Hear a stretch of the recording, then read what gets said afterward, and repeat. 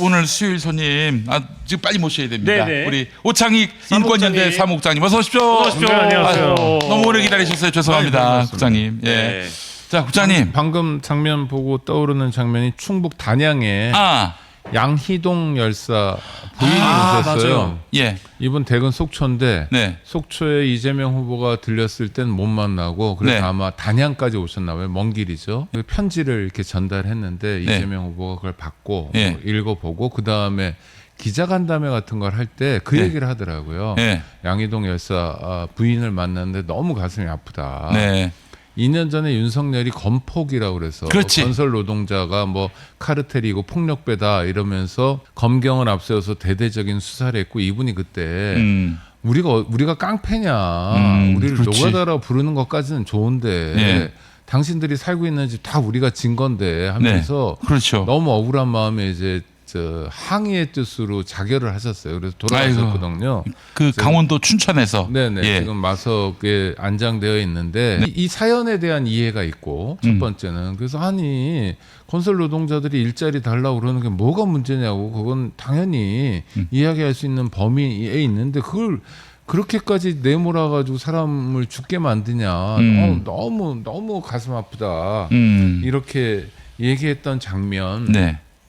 떠올라요. 그러니까 뭐 옛날 얘기로 하면 뭐 맹자님이 왕의 자질이 뭐냐 그러면 차마 못하는 마음만 있어도 된다. 네. 왕이라는 건 뭐든지 지 맘대로 하는 것일 수 있잖아요. 근데 그러면 안 되고 네. 지나가는 소를 보면서도 가슴 아파해야 되는데 2년 전 한 노동자의 죽음에 대해서 대선 후보가 가슴 아파하는 장면 그리고 그 현장에서만이 아니라 돌이켜서 다시 편지도 읽어봤던 것 같아요. 그러면서 너무 마음이 아프다라고 이야기하는 장면은 주목할 만한 장면인 것 같고요. 네. 우리 지도자가 여럿 있었는데 국민들의 아픔에 대해서 함께 이렇게 인식해주고 느껴주고 같이 울어주는 그런 지도자들은 별로 없었던 것 같은데 모처럼 아직 뭐 대통령은 안 됐지만 마음 아파하는 사람을 본 거는 저는 굉장한 소득인 것 같고요. 네. 그 양반이 고마운 일입니다. 정치를 한 이유가 이런 굉장히 부당하고 그 말이 안 되는 차별에 대해서 바꿔보겠다 내가 정치를 해서 그 마음이었거든요. 예, 그 마음이 한 번도 바뀐 적이 없다고 저는 생각합니다. 뭐 사실 그 거대 정당의 대선 후보가 되려면은 우클릭도 해야 하고 뭐 저 전에 생각했던 아주 극렬한 어떤 정치 의식을 또 순화시켜야 된다고는 하지만은 제 양반 그 부분에 있어서는 진심이 바뀐 바가 없어요. 제가 오늘 봤을 때. 방송 준비하면서 써온 대본에는 이렇게 써 있는데요. 네, 네.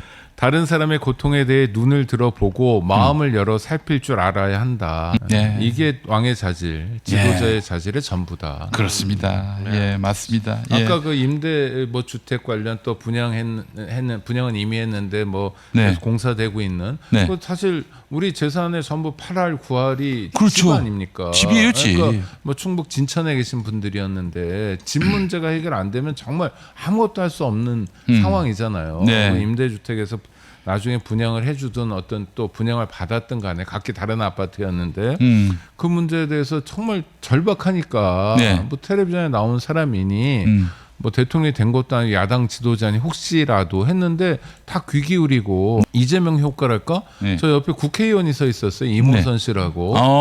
저 진천 지역에서 이제 재선한 증평 진천. 네. 재선한 국회의원인데 임 의원도 옆에서 이렇게 메모하고 있더라고요. 아니 그러니까 자기 유권자들 국민들의 목소리를 듣겠다 해서가 아니라 적겠다. 적고 나중에 확인해 보겠다. 그리고 이재명 후보가 그렇게 얘기하잖아요. 나중에 확인해 달라고, 확인해 보라고. 아니 그 양반은 항상 경기도청에 있을 때, 성남시청에 있을 때도 그렇게 막 민생 탐방하고 거기서 곧 답변 주겠다라고 했는데 그리고 넘어가는 게 아니라 반드시 체크를 해요. 그 양반은. 그래서 이거 어떻게 됐냐고 대안을 가져와 보라고. 그렇죠. 체크할 때 수첩에 그걸 써놓으면 되거든요. 그렇죠. 임대 아파트 분양 문제 예. 이모선 의원에게 네. 말함. 아니 왜냐면 모든 걸 다 만기칠람 할 수는 없으니까. 그렇죠. 그건 나중에 또 본인이 직접 안 하더라도 비서가 그럴 때 필요한 거잖아요. 네, 네, 비서진 임 의원님 그거 어떻게 됐어요? 예. 라고 점검하면 아 이렇게 해결됐고 네. 결과는 이렇게 됐다. 또는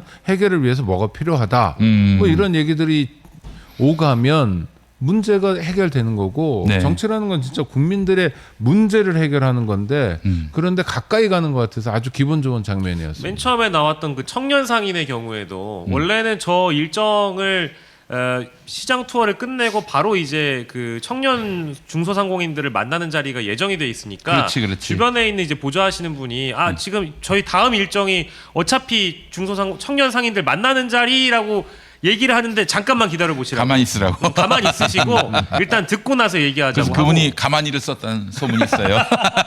근데 그럼에도 불구하고 적고 나서 뭐라고 하냐면 정확하게 요구를 좀 해달라.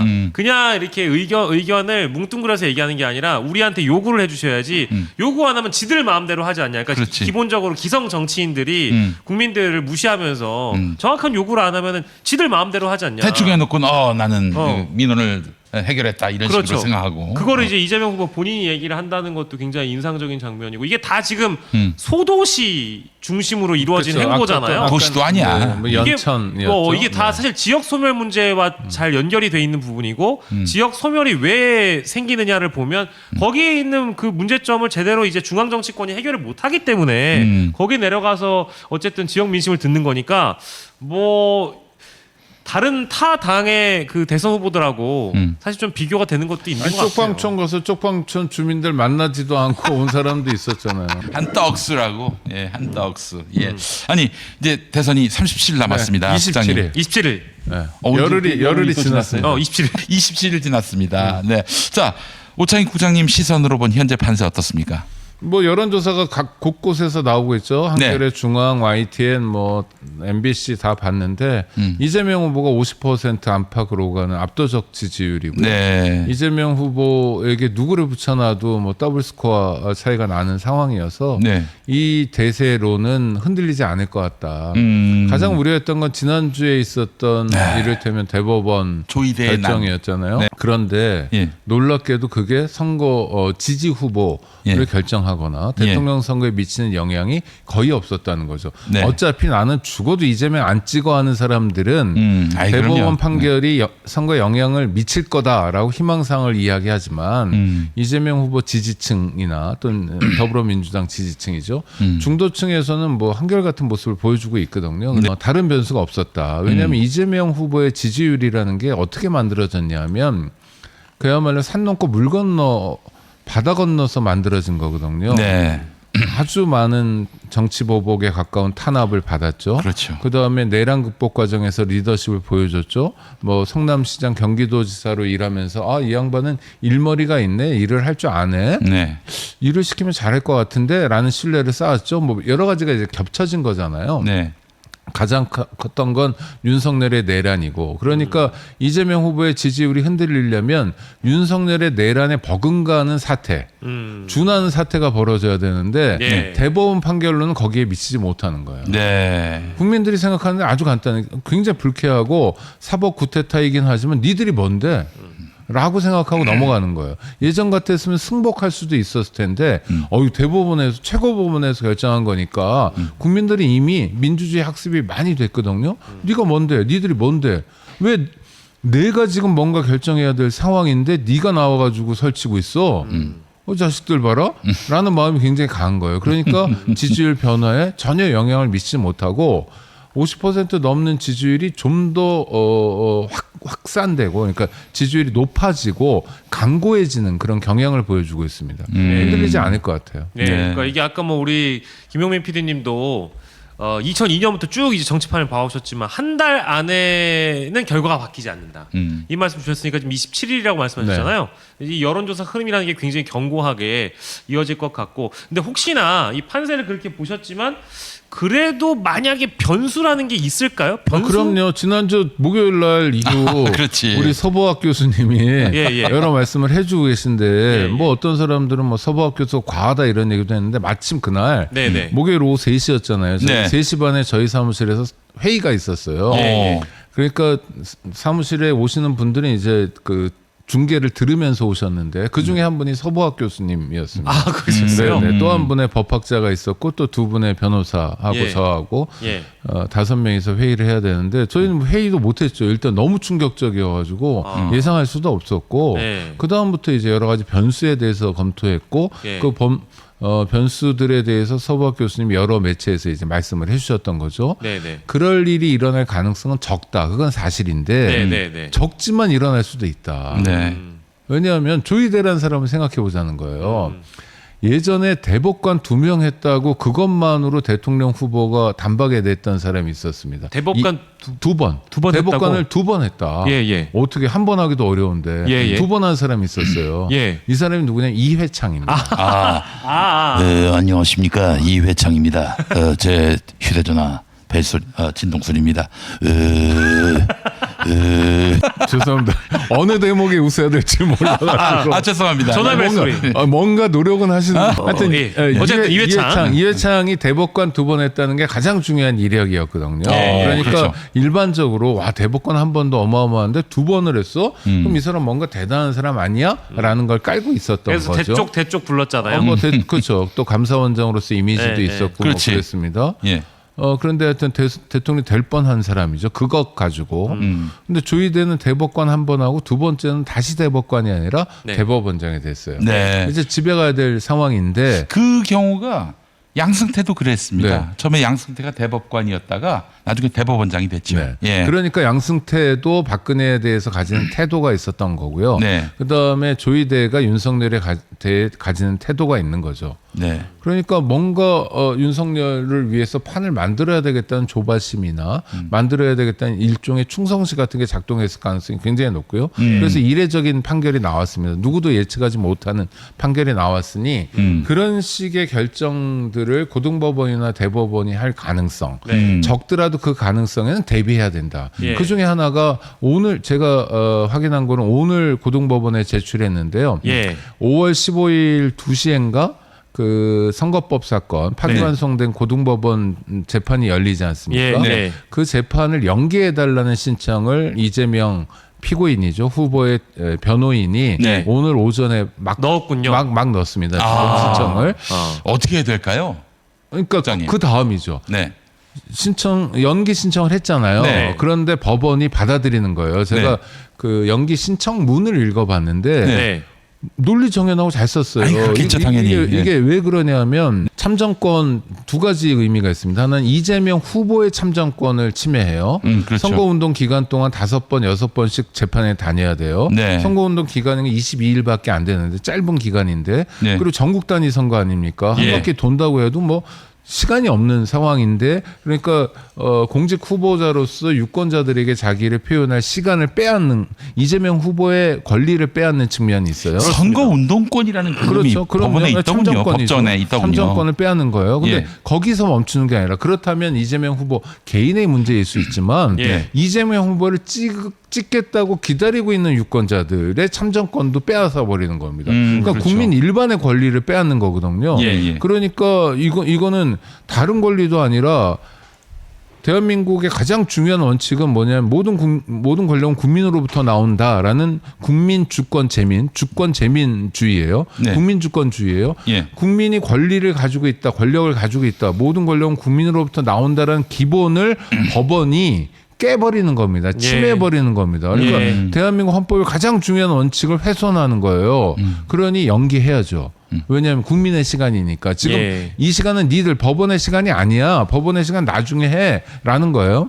근데 그게 저는 합리적이고 합당하다고 생각해요. 그런데 만약에 고등법원에서 연기 신청을 받아들이지 않고 재판을 한다. 네. 그러면 이건 뭐 볼 네? 것도 없죠. 그러면 아니 저는 모르겠어요. 그러니까 가능성은 모르겠는데 예, 예. 여전히 저는 법원에 대해서 신뢰를 갖고 싶은 사람이거든요. 네. 검사들은 동일체 원칙이라고 하지만 판사는 동일체가 아니니까 예. 다 조이대의 똘마니들은 아닐 거 아닙니까? 네. 대개의 법률기관으로서 헌법과 법률 또 특히 양심에 따라 재판한다고 하니까 한번 믿어보고 싶어요. 그 중요한 잣대가 뭐냐면 재판 연기 신청을 받냐 안 받냐 그렇죠. 이고 예. 만약 안 받는다면 저는 탄핵해야 된다고 생각합니다. 고등법원 부장 판사들. 판사 3명 다 네. 합의부니까 3명 다 탄핵해야 된다고 보고요. 예. 이런 게 이제 국회 차원에서 헌법과 법률이 보장하는 자기 권한을 가지고 대응하는 방법이라고 봅니다. 저도 뭐 사실 이 고등법원 재판부의 판사들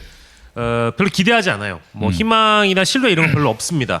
근데 잘 뜯어보면 이재권 판사라는 분이 마용주가 대법관으로 후보 추천되기 전에 대법관 후보로 물망에 올랐던 사람이라고 하더라고요. 아 그래요? 네, 그러면은 이제 본인이 대법관이 못 됐으니까 대법원에서 내려진 결론에 대해서 소신 있고 양심껏 판단을 한다고 한다면 뭐 이제 다른 결론이 나올 수도 있는 그 가능성을 하나 이제 볼 수 있는 것 같고요. 자, 그러면 이제 경우의 수가 뭐 아까 이제 말씀해 주셨던 뭐 서보학 교수님이나 뭐 다른 분들이 방송에서 많이 이제 말씀하셨던 부분들이 있으니까 이제 그거에 대해서는 충분히 여러분들이 아실 것 같고 실제 그런 가능성은 낮지만 얼마든지 좀 긴장하고 어떤 변수가 등장하는지 좀 지켜는 봐야 된다라는 말씀으로 저희가 줄일 수 있고 아니 근데 그 국민의힘의 지금 상황이라는 게 사실 지금 전쟁통이잖아요. 네. 지금 이재명 후보와 관련된 어떤 이 대목은 사법부 리스크라는 게 남아 있다면 지금 이쪽에는 단일화 리스크가 있는 거잖아요. 국민의힘 상황도 좀 어떻게 보셨는지 궁금한데요. 국민의힘 상황에 대해서 가장 정확하게 얘기해 준 사람은 누가 뭐래도 홍준표입니다. 홍준표가 발언을 했잖아요. 오늘 또 페이스북에 올려들어요. 그 형님은 예. 자기 일만 아니면 아주 정의롭고 예. 그리고 정확해. 다 정확해요. 네. 자기 일만. 자기 일이기도 하죠. 맨 마지막에 그랬잖아요. 3년 전에 당원들이 나를 선택했으면 네. 이 나라가 어떻게 됐겠냐. 윤석열을 맹렬하게 씹었습니다. 네, 네. 맹렬하게 씹었어요. 존칭도 생략하고요. 예. 그러니까 윤석열 일당이 자기보다는 만만해 보이는 김문수를 선택했고 예. 그래서 김문수를 통해서 통과 의뢰를 하려고 했는데 덜컥수에 걸려버린 거죠. 네. 김문수라는 사람은 그렇게 만만한 사람은 아니었던 게 지금 확인되고 있죠. 왜냐하면 김문수 씨는 지금 생애 최고의 스포트라이트를 받고 있는 그렇죠. 거예요. 이렇게 조명받은 적이 없어요. 화양 연화죠. 네, 일거수일투족. 내가 어디 뭐 경주에서 잠깐 이렇게 한마디 하려고 그러는데 기자들이 앞에 쫙 있어요. 그거 우쭐해지거든요. 그렇지. 그 이전에 근데 그 이전에는 어땠냐면 예. 김문순대 하면서 경기도지사까지 잘 나갔는데 예. 그 다음에 덜컥수에 걸려가지고 오랫동안 노셨거든요. 그래서 뭐 운동가도 아닌데 제야를 왔다 갔다 했어요. 그새 뭐 했냐. 예. 제가 전광훈 전문가 아니겠어요? 그렇죠. 예, 정광훈하고 놀았죠. 전광훈 집회를 보면 항상 똘마니처럼 같이 무대에 올라와 가지고 막 그냥 뭐 이런 표현 써서 너무 죄송합니다만은 전광훈 똥구멍을 핥았어요. 네. 정말 너무 민망할 정도로. 더러워. 아니 저 사람이 그래도 왕년의 운동권 네. 그 김문수 대부인데, 아닌가? 예. 이거 너무하네 진짜 싶을 정도로. 우리 사랑하는 박노해 시인 있잖아요. 예. 박노해 시인을 의식화시켰다고 해서 유명해지기 아 그래요? 아, 그래요? 네. 의식화시켰다고요? 네, 네, 네. 김문수가 네, 그럼요. 박노해 시인을 네. 아니 이건 둘 다 확인하는 사실이에요. 그래도 박노해 선생은 지금 시인으로서 또 나눔 문화라는 단체도 이끌면서 네. 이번에 그 탄핵 소추 안 되고 소추 되고 이제 탄핵 인용 안 되고 그랬을 때 유명한 시를 남겼어요. 네. 그가 돌아온다면. 박노해 시인이 그래서 집회 현장에서 많이 사람들이 보고 그랬는데 그가 돌아오면 그라고 하면은 이제 윤석열을 말하는 윤석열이 거겠죠. 돌아오면 어떻게 되냐 나라 꼴이 뭐 엉망진창이다. 네. 뭐 하여튼